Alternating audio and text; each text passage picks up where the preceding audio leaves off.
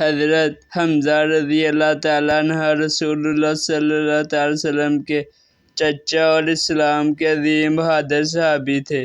آپ کو اسد اللہ جان اللہ کا شیر بھی کہا جاتا ہے۔ ایک دن حضرت حمزہ رضی اللہ تعالیٰ عنہ کو معلوم ہوا کہ ابو جہل نے رسول اللہ صلی اللہ تعالی وسلم کو تکلیف پہنچائی اور آپ صلی اللہ تعالی وسلم کی شان میں گستاخی کی۔ یہ سن کر حضرت حمزہ رضی اللہ تعالیٰ عنہ کو بہت غصہ آیا۔ آپ فوراً ابو جہل کے پاس گئے اور فرمایا کہ تم محمد صلی اللہ تعالی وسلم کو تکلیف دیتے ہو۔ پھر آپ نے اعلان کیا کہ میں بھی محمد صلی اللہ تعالی وسلم کے دین پر ہوں۔ حضرت حمزہ رضی اللہ تعالیٰ عنہ کے اسلام قبول کرنے سے مسلمانوں کو بہت حوصلہ ملا۔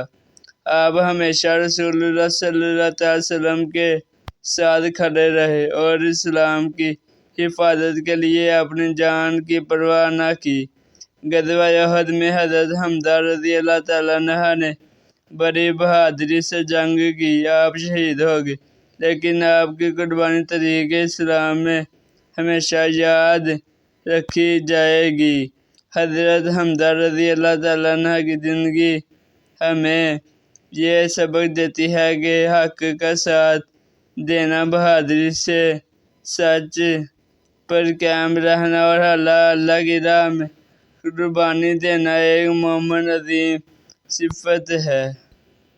اللہ تعالیٰ ہمیں صحابہ کرام رضی اللہ تعالیٰ عنہم کی محبت اور ان کے نقش قدم پر چلنے کی توفیق عطا فرمائے۔